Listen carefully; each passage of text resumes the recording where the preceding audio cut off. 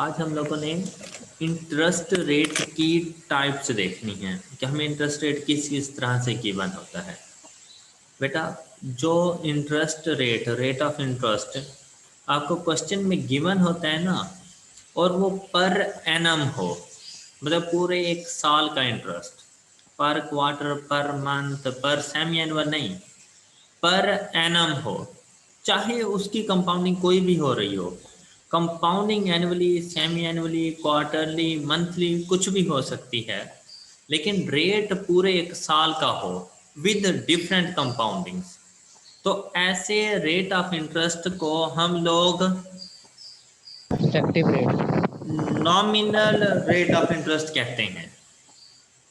ऐसे rate of interest को हम लोग नॉमिनल रेट ऑफ इंटरेस्ट कहते हैं, जो पर एनम हो और उसकी कंपाउंडिंग मल्टीपल टाइम्स हो रही हो।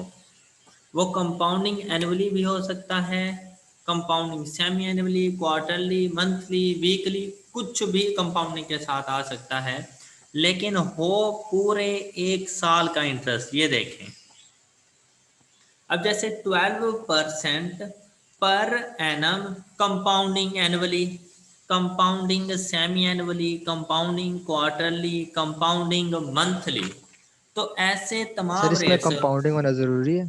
जी जी बिल्कुल, और ये तो जो टॉपिक पढ़ा रहा हूँ, ये है भी सिर्फ और सिर्फ कंपाउंड इंटरेस्ट की सिचुएशन में। सिंपल ओके इंटरेस्ट में सर। इसका तो कोई ताल्लुक, सिंपल इंटरेस्ट की कंपाउंडिंग नहीं हुआ करती, तो सिंपल ओके इंटरेस्ट में इसका कोई ताल्लुक नहीं है। ओके,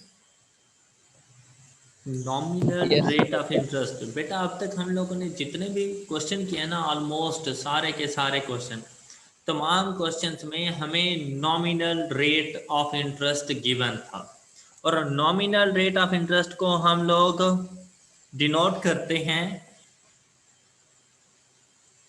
स्मॉल आर के साथ या स्मॉल आई के साथ, हम लोग इसको डिनोट किया करते हैं। इसके बाद इसकी दूसरी टाइप है हमारे पास periodic rate of interest. Periodic मतलब per period rate of interest, और पर पीरियड से मुराद लेस देन 1 ईयर, किसी भी टाइम ड्यूरेशन का इंटरेस्ट, जैसा कि पर semi annual rate of interest, पर quarter, per month.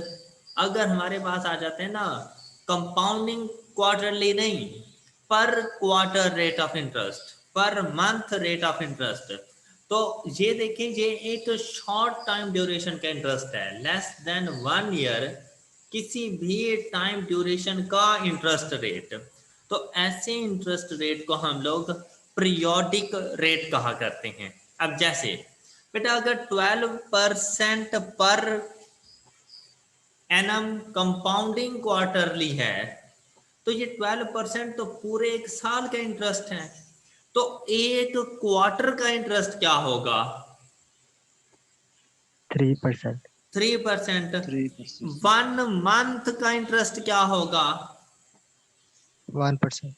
1 semi annual का इंटरेस्ट क्या होगा? 6%। 6%। और शोर किसकी तरफ है इतना ज्यादा? और कंपाउंडिंग एनुअली मतलब m की वैल्यू 1, तो पर ईयर रेट क्या है हमारे पास? 12%। 12%। तो ऐसे रेट को पीरियोडिक रेट कहते हैं। फाइंड कैसे करते हैं?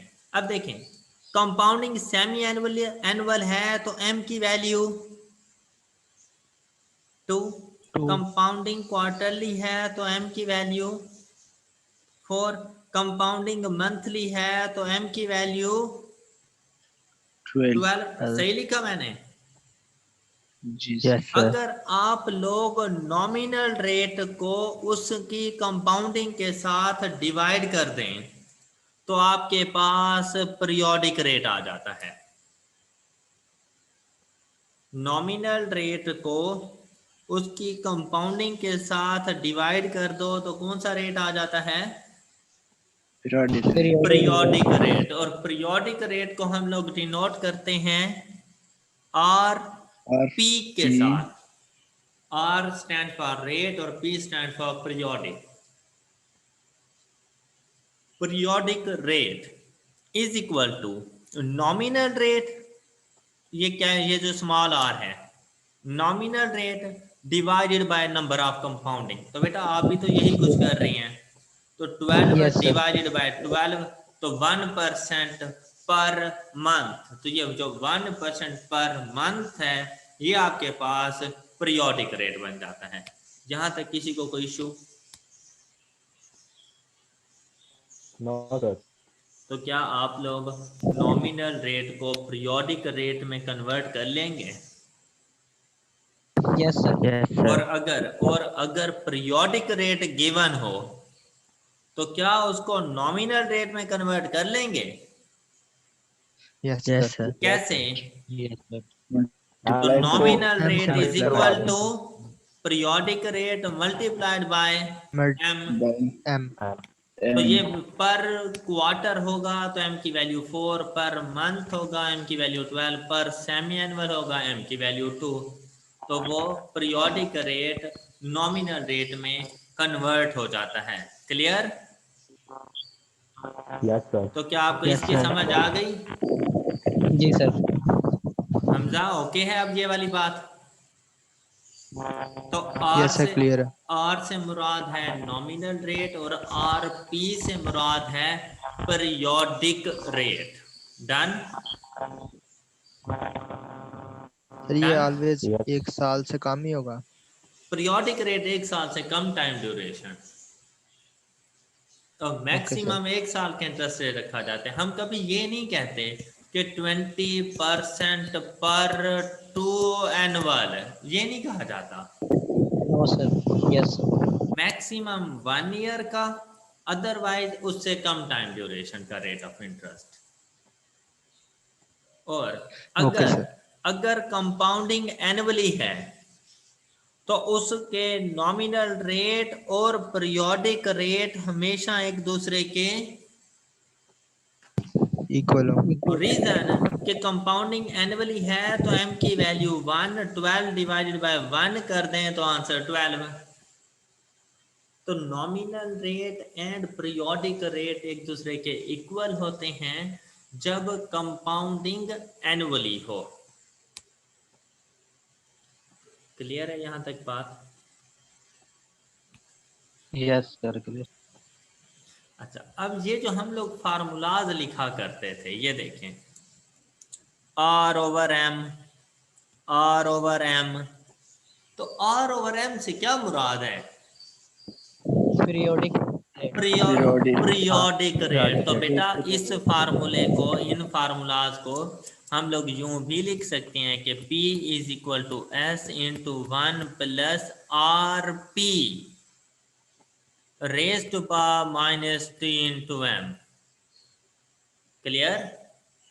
तो ये यहाँ पर बेसिकली पीरियोडिक रेट यूज हो रहा होता है, लेकिन हमारे पास नॉमिनल रेट क्वेश्चन में गिवन होता है, तो हम उस नॉमिनल रेट को divided by number of compounding करके पीरियोडिक रेट ही फाइंड किया करते हैं। अब कॉन्सेप्ट क्लियर होगा आप लोगों को इस चीज का? Yes sir. हाँ जी, नेक्स्ट बेटा अब चलते हैं इफेक्टिव रेट की तरफ। अब आप देखें, इफेक्टिव रेट का मैंने कॉन्सेप्ट देना था, इस वजह से मैंने तमाम नॉमिनल रेट्स को एक जैसा रखा है। ये बिल्कुल ऐसा ही है जैसे आप कहीं पर शॉपिंग करने के लिए जाएं ना, तो उसके बाहर जो डोर होता है ना, उसके ऊपर लिखा हुआ होता है 50% ऑफ। आप बड़े खुश हो जाती हैं, यार 50% तक ऑफ है, और उसके साथ बिल्कुल ना छोटा सा लिखा हुआ होता है अप टू, और वो दूर से पढ़ा नहीं जा रहा होता, नजर नहीं आ रहा होता, लेकिन वो Yes, sir. 50% ऑफ बड़ा सा लिखा हुआ होता है। आप शॉप में एंटर होते हैं, आप इधर उधर देखते हैं, यार ये 50% ऑफ वाली चीज कहाँ पे रखी हुई है। पहले तो पूछते नहीं हो, कहीं ना नजर आए तो वापसी आ जाते हो, पूछ भी लो तो आपसे कहता है वो देखो वो कॉर्नर में 2 शूज रखे हुए हैं, बस उसके ऊपर 50% ऑफ है, और वो 2 शूज Yes, sir. देखो तो आप कहो कि ये 50% भी मैं अपने पैसे जाए करके जाऊंगा। ऐसे ही जी है सर। ना। और जो चीज पसंद आ जाए वो कहते हैं नहीं भाई नहीं, ये तो न्यू अराइवल है, ये तो हम 100% चार्ज करेंगे। ऐसा होता है ना। यस सर, जब सीजन ऑफ होता है तभी वो सेल लगाते हैं। हाँ जी बिल्कुल। और बेटा ये सेल वगैरह देखकर शॉपिंग करने ना भाग जाना। बेसिकली जो 100 रुपीज की चीज होती है ना उनकी ओरिजिनल, और वो 100 ही चार्ज कर रहे हों, तो जब उन्होंने सेल लगानी होती है ना उस चीज को वो 200 करके 50% ऑफ कर देते हैं। तो वो 200 का 50% ऑफ कर रहे हैं तो वो वापसी 100 पे ही जा रही होती है। Yes sir. Okay. Techniques. Okay तो सर। आप लोग देखें ना वहां पर वो उनके प्राइस टैग्स न्यू लगे हुए होते हैं जिनके ऊपर ऑफ होता है, जी सर। वो पुराने वाले प्राइस टैग नहीं रहते। बहरहाल अब आते हैं जरा इफेक्टिव रेट की तरफ। तो बेटा अगर आपने लोन लेना हो, अगर आपने लोन लेना हो तो आपकी कोशिश होगी किसी ऐसे बैंक से जाकर लोन लें जहां पर इंटरेस्ट रेट कम चार्ज होता हो। मैं सही कह रहा हूं? Yes sir. तो बेटा आपकी कोशिश होती है इंटरेस्ट रेट जहां पे कम चार्ज करे, जो बैंक आप लोन उससे जाकर दो। और इन्वेस्टमेंट अगर आपने करनी है तो आपकी कोशिश होगी कि जो इंटरेस्ट रेट ज्यादा दे आप इन्वेस्टमेंट वहां पे करो। जी क्लियर? सर। यस ऐसा ही है सर। ना। अच्छा, आपके पास ना 4 ऑप्शंस थे, 4 banks A B C D. चारों बैंक्स ने लिखा हुआ था 12% पर एनम फ्लैट रेट, और हर किसी ने ना साथ में छोटा छोटा लिखा हुआ था compounding annually, compounding semi annually, compounding quarterly and compounding monthly. अब अगर आप लोग इसको गौर से देखें 12%, 12%, 12%, आप तो ये कहेंगे यार चारों bank equally interest rate charge कर रही हैं, चाहे जिससे मर्जी हम लोग जाके लोन ले लें और चाहे जिससे मर्जी हम लोग इन्वेस्टमेंट कर लें। बज़ाहिर यही नजर आता है ना। मतलब अगर इंसान के पास यस नॉलेज सर। ना हो तो उसे बज़ाहिर यही नजर आता है कि यार सबका इक्वल ही तो है, कोई फर्क नहीं पड़ता। और पता चले यस। आप जाके लोन ले लो डी से और इन्वेस्टमेंट कर दो ए में, तो भाई आपने बहुत बड़ी बेवकूफ़ी अरे कर दी है। Yes sir. अच्छा, यार ये शोर इतना ज़्यादा किस स्टूडेंट की तरफ है? बहुत ज़्यादा है, ऐसा लगता है जैसे कोई आंधी तूफान चला हुआ है।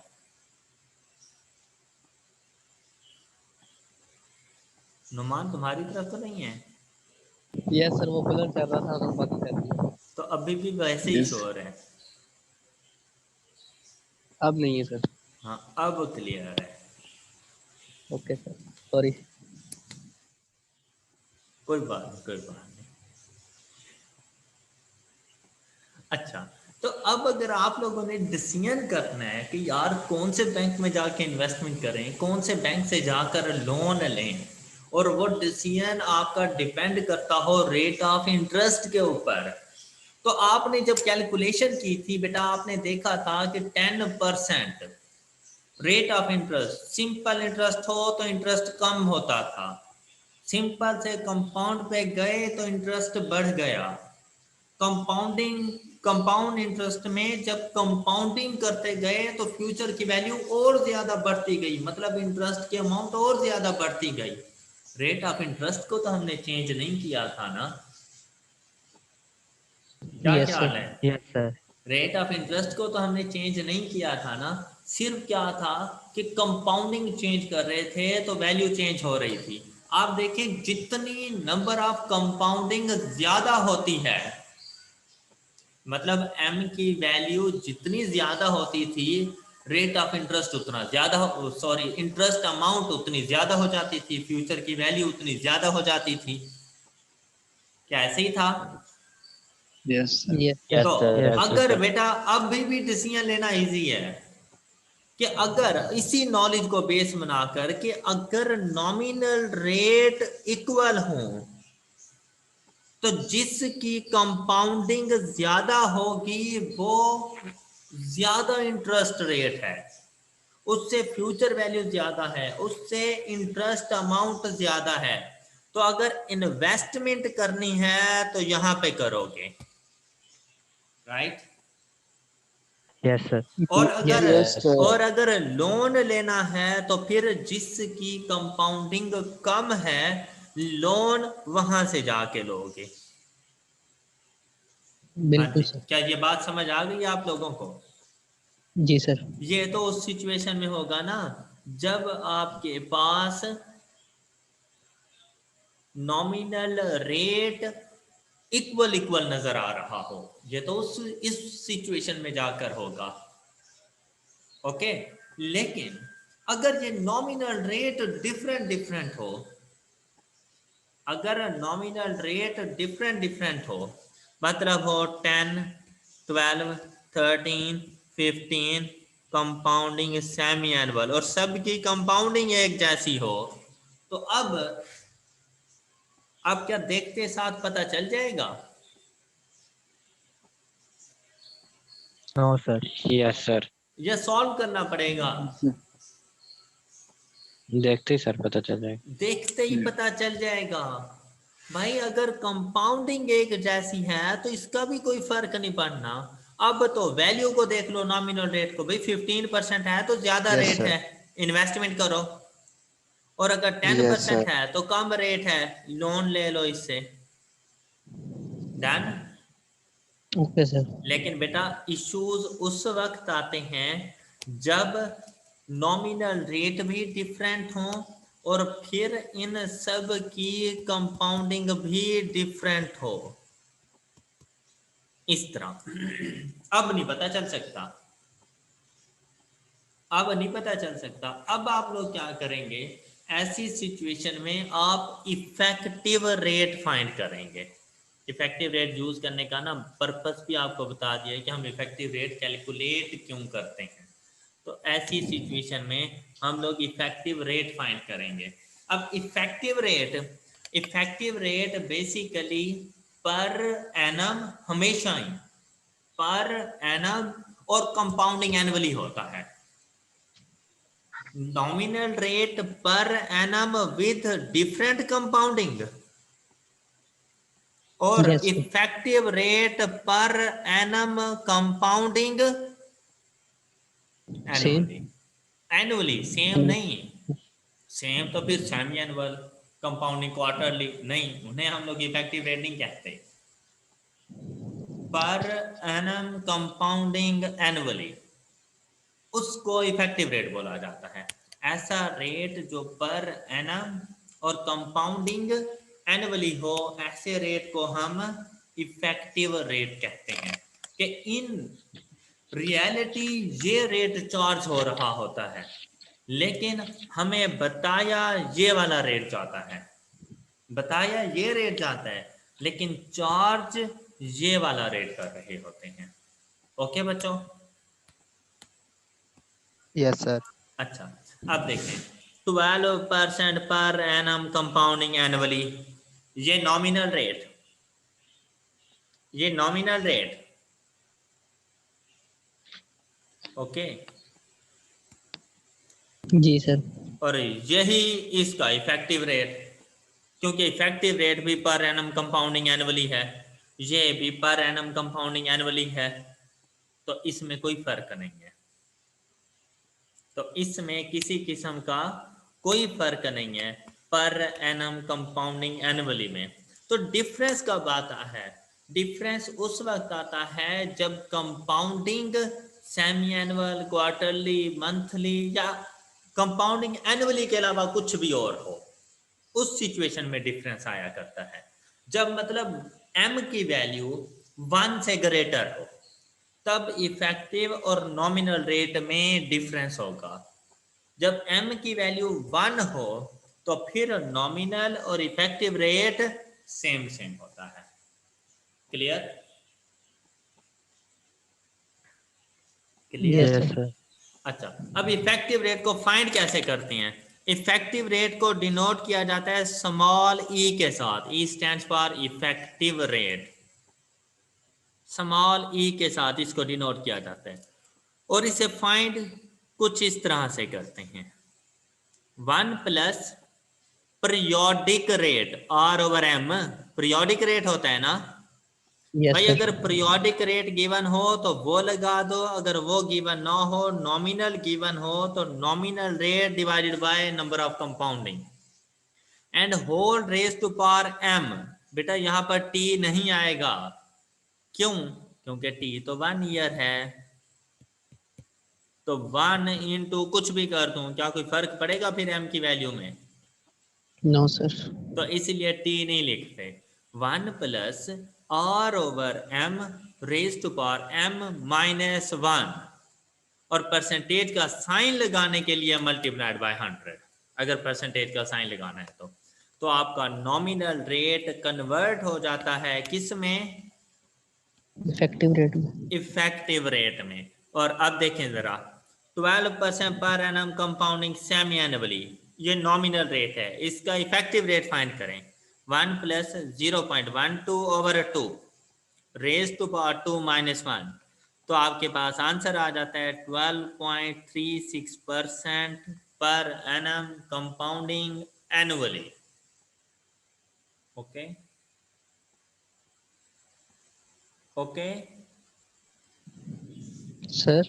Okay sir. बोलो। सर ये नॉमिनल रेट में कंपाउंडिंग सेमी एनुअली और इफेक्टिव में ये एनुअली आ इफेक्टिव गया। और नॉमिनल में बेटा फर्क ही इसी चीज का होता है कि हम इस रेट को कन्वर्ट कर रहे होते हैं कंपाउंडिंग सेमी एनुअल से कंपाउंडिंग एनुअली में। डिफरेंस इसी चीज का है। सर और हमें पता किसमें सकते हैं? क्या? इफेक्टिव रेट हमने निकाल लिया तो हमें फिर पता किसमें चलेगा कि नॉमिनल रेट कौन सा सही है? नॉमिनल रेट बैंक ए कौन सा का, बी सही है? का, सी का या डी का? अच्छा, पहले नॉमिनल से इफेक्टिव रेट फाइंड करना आ गया है तुम्हें? Yes sir. सही गलत हम बाद में देख लेते हैं। कोई भी नॉमिनल जी रेट हो उससे इफेक्टिव रेट फाइंड कर लोगे। जी सर हो जाएगा। हाँ, तो बाकी वो सही गलत मैं बाद में बता देता हूँ। डन। सर मतलब ओके सर। जो यस सर। इफेक्टिव रेट होता है वो हमारी स्टैंडर्ड वैल्यू होती है कि हर उससे हम रियल रेट पता लग जाता है हमें। हाँ हाँ बिल्कुल, कि पूरे साल में इंटरेस्ट रेट इन एक्चुअल पूरे साल का चार्ज कितना किया गया, ये बताते तो ओके। हैं ठीक है पूरे सर। साल का। ये देखो ना, पर एनम के पूरे साल का है, यस सर। लेकिन कंपाउंडिंग मंथली की वजह से इंटरेस्ट अमाउंट ज्यादा नहीं हो जाती थी? यस सर होगी तो सर। इन एक्चुअल ये रेट चार्ज नहीं किया जाता जो बताया जाता है। तो एक्चुअल चार्ज हो कितना रहा है पूरे साल में? 16.68%, जबकि बताया गया था 12%। तो यही फर्क है नॉमिनल और इफेक्टिव रेट में। यस सर आगे समझ। Okay, nominal okay sir. Rate की कंपाउंडिंग कुछ भी हो सकती है, लेकिन इफेक्टिव रेट की कंपाउंडिंग हमेशा कंपाउंडिंग एनुअली में रहता है। तो जरा अब 12% पर एनम कंपाउंडिंग क्वार्टरली, इसका इफेक्टिव रेट देखो, क्या यही आता है?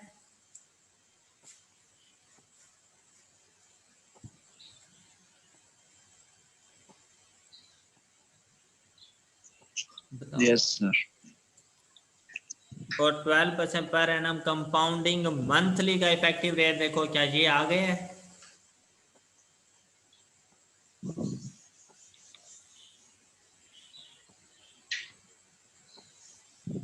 Yes sir. हाँ जी, यहाँ तक ओके है सबको? Yes sir. अच्छा, ओके सर। अब जो आपने डिसीजन मेकिंग करनी होगी ना, वो हमेशा इफेक्टिव रेट को बेस बना के की जाती है। डिसीजन मेकिंग जब की जाती है तो वो हमेशा इफेक्टिव रेट को बेस बना के की जाती है।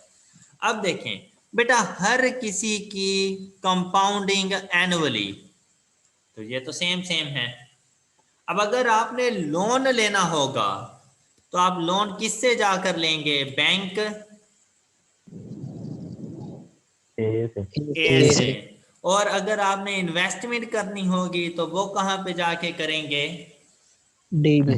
डी 12.68% वाली में।